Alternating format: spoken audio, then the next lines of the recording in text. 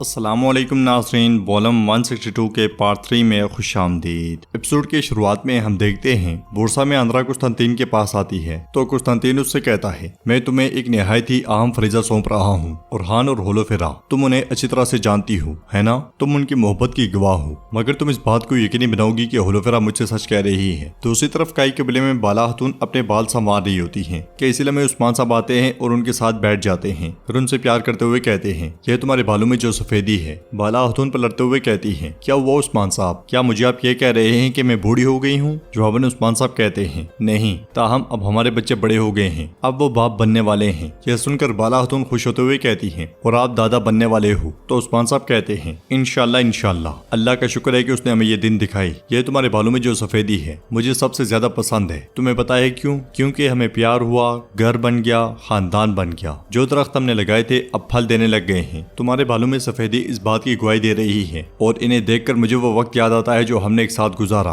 ये कहते साथ ही उस्मान साहब बाला हतून को गले लगा लेते हैं। नाज़रीन, इसके बाद हम सुबह के वक्त देखते हैं गोंचा अपने खेमे में बिस्तर ठीक कर रही होती है कि इसलिए में अलाउद्दीन वहाँ पे आता है और गोंचा से कहता है, तुम क्या कर रही हो? छोड़ो इसे, अब से ये मैं करूंगा। वो गोंचा को पीछे करके बिस्तर ठीक करने लग जाता है। गोंचा उससे कहती है, एक छोटा सा काम करने से क्या होगा अलाउद्दीन? तो अलाउद्दीन उससे कहता है, नहीं ऐसा नहीं होगा, अब मैं तुम्हें जिस काम से मना करूंगा उन्हें अपने ज़हन में रख लो। अब से तुम कोई तरबियत नहीं करोगी, घुड़सवारी भी नहीं करोगी और बोझ तो बिल्कुल नहीं उठाना। यह सुनकर गोंचा हंसते हुए कहती है, अलाउद्दीन हम कबीले में रहते हैं, इतने काम के दौरान में सिर्फ बेकार खड़ी रहूंगी क्या? अलाउद्दीन कहता है, हाँ तुम ऐसा ही करोगी, तुम मुझ पर ऐसे ही मुस्कुराओगी और बाकी मैं हल कर लूंगा। यह कहते साथ ही अलाउद्दीन उससे प्यार करता है और फिर पूछता है, रात को जो बाबा ने कहा क्या तुमने उसके बारे में सोचा? अब मैं टैक्स लेने के लिए सरहदी बाजार जाऊंगा, क्या तुम मेरे साथ आओगी? तो गोंचा कहती है, काफी अरसा हो गया है, क्या तुम्हें लगता है कि मेरे बाबा का दिल नरम हो गया है? यह सुनकर अलाउद्दीन कहता है, यहाँ तक कि अगर नहीं हुआ तो ये तब होगा जब वो अपने नवासे के बारे में सुनेंगे। तो गोंचा कहती है, ठीक है, लेकिन इस बार मैं आखिरी मर्तबा जाऊंगी, मैं औलाद होने की हैसियत से अपना फर्ज अदा करूंगी। उधर मरकजी खेमे में उस्मान साहब जाने की तैयारी कर रहे होते हैं। बाला हतून उनसे कहती हैं, और जय कुत्ते की रस्सी पाली और गोश्त ने पकड़ रखी थी, ये दावत एक खेल होगा उस्मान, लेकिन कैसा खेल? मुझे ये अच्छा महसूस नहीं हो रहा उस्मान। तो उस्मान साहब कहते हैं, हम रस्सी पकड़ने वाले मालिक को भी उलझाई की तरफ भेज देंगे। इसलिए में सिपाही हसन वहाँ आता है और खत देते हुए कहता है, हुजूर तो गए, अल्प की तरफ से खबर है। खबर पढ़ने के बाद उस्मान साहब कहते हैं, कुस्तंतीन ने बोर्सा के लोगों को तलवार के घाट उतार दिया, उसने उन सबको मार दिया जिन्होंने जंगी टैक्सों पर एतराज किया। तो गाय का कहना है कि मासूमों की चीखें आसमान तक पहुंच रही हैं। बाला हतून गुस्से से कहती हैं, उसे अपने लोगों पर भी रहम नहीं आता?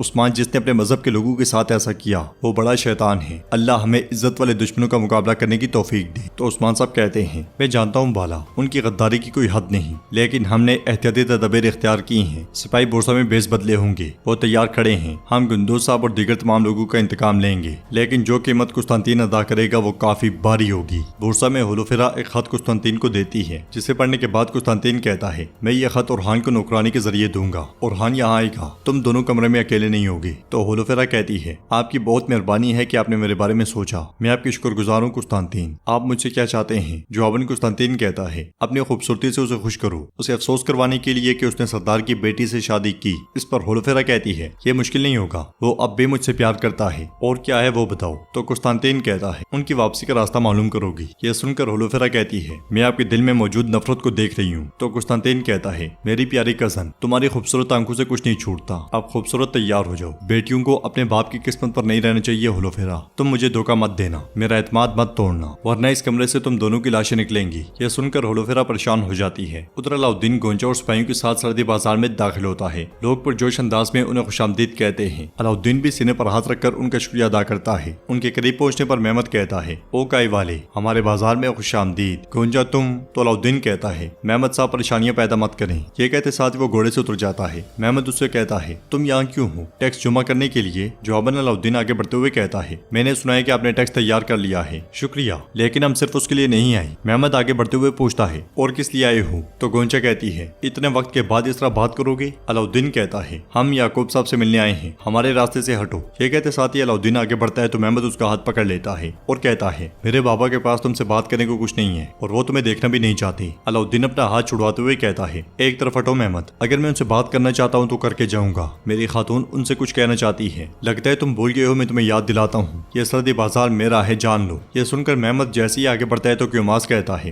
हुजूर ने कहा ही नहीं आने दो। यह सुनते साथ ही अलाउद्दीन गोंचा के साथ आगे बढ़ता है। बोर्सा के बाजार में उस्मान साहब के जांबाज बेस बदल कर हर तरफ फैले होते हैं। तो तुरान बोझ उठाए आगे बढ़ रहा होता है। तैमूर बोगा भिखारी बना होता है। जेरकुतई पादरी बना होता है। करते करते वो एक दूसरे के आमने सामने पहुंचते हैं। जेरकुतई आहिस्तगी से कहता है, हर कोई अपनी आंखें खुली रखे। अगर किसी ने उस्मान साहब के खिलाफ जाल बिछाने की कोशिश की तो हम फौरी तौर पर मुदाखलत करेंगे। ये कहने के बाद वो जैसे ही आगे बढ़ता है तो बोरसा में उस्मान साहब से मिलने वाला भिखारी उसके सामने आ गिरता है और जेरकुतई से कहता है, अजीज प्यारे बाबा, मुझे भी जन्नत में ले चलें। बराए मेहरबानी में आपसे भीख मांग रहा हूँ। तो जेरकुतई उसे कहता है, यसु मसीह तुमको बरकत दे। मेरे गरीब बच्चे, जन्नत में जाने के लिए पहले तुम्हें मरना होगा। यह सुनते साथ ही भिखारी खंजर निकालकर उसकी जानिब बढ़ा देता है। तो जेरकुतई सोचते हुए कहता है, तौबा तौबा अस्तगफिरुल्लाह। फिर उससे कहता है, दुनिया में सबसे पहले खुदावंद को तलाश करो, फिर तुम्हें जन्नत मिल जाएगी। भिखारी पूछता है, मगर कैसे? जेरकुतई को कुछ नहीं सोचता तो वो कहता है, पहले यहाँ से पैदल चलना शुरू करो, मैं सब कुछ नहीं जान सकता। ये कहते साथ ही जेरकुतई आगे बढ़ जाता है और लोगों से कहता है, खुदावंद तुम पर रहम करे, खुदावंद तुम पर रहम करे। इसलिए में उस्मान साहब सिपाहियों और ओरहान के साथ बोरसा में दाखिल होते हैं और वो बारी बारी अपने साथियों को देखते हुए सर हिलाते जाते हैं। उस्मान साहब को इस भेस में देखते साथ ही ताजिर के मुंह से बेसाख्ता निकलता है,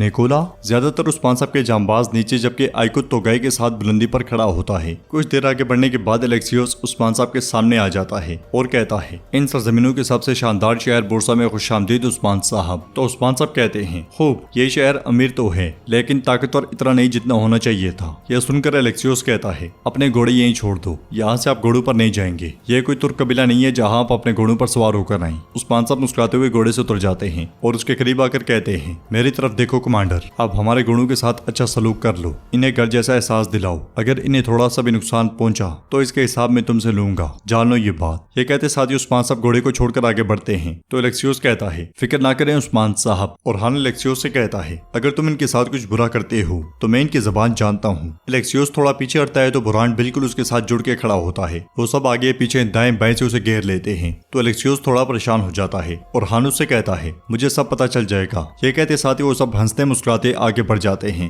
ये मंजर देखकर ताजिर पास खड़े जेरकुतई से पूछता है, बाबा कमांडर एलेक्सियोस के साथ वो अजनबी शख्स कौन है? तो जेरकुतई फखरिया अंदाज से कहता है, काई सरदार उस्मान साहब। यह सुनकर वो ताजिर हैरानगी से कहता है, तो ये उस्मान साहब हैं। साथ वो मुस्कुरा भी देता है। उधर हम देखते हैं कि गोंचा और अलाउद्दीन सरदार याकूब के सामने मौजूद होते हैं। सरदार याकूब उनसे पूछता है, बाजार का हाल देखने आए हो या मैं सुलह जमा करने के लिए? अलाउद्दीन। तो अलाउद्दीन कहता है, अगर आप बाजार के बारे में पूछ रहे हैं तो हम यहाँ फरीजे के लिए आए हैं, और अगर आप ये जानना चाहते हैं कि हम आपसे क्यों मिलना चाहते थे तो इसलिए क्योंकि आप मेरी खातून के वालिद हैं और हम आपकी इज्जत करते हैं। यह सुनकर सरदार याकूब कहता है, बाप, हाँ, वक्त के साथ जो तकलीफ बर्दाश्त की उसे भूल जाऊंगा क्या ये समझा? नहीं, मैं भूला नहीं हूँ। कोताहिया में लोग अब भी एक दूसरे से कहते हैं कि मेरी बेटी दुश्मन के साथ भाग गई। मुझे अपनी बातों से मत थकाओ, सफर महफूज हो, चलो जाओ। यह सुनकर गोंचा कहती है, लोग पीछे बातें करते हैं इसलिए आप मुझे माफ नहीं कर रहे क्या, या वाकई आप मुझे माफ नहीं करना चाहते? तो सरदार याकूब कहता है, आप कोई फर्क नहीं पड़ता। महमद में सुलात देकर काइयों को रवाना करो। महमद आगे बढ़ने लगता है तो गोंचा उसे रोक देती है और बच्चे का जूता निकालकर आगे बढ़ती है। फिर सरदार याकूब से कहती है, आपका एक नवासा या नवासी होने वाली है, ठीक है, इससे आपको कोई फर्क नहीं पड़ता।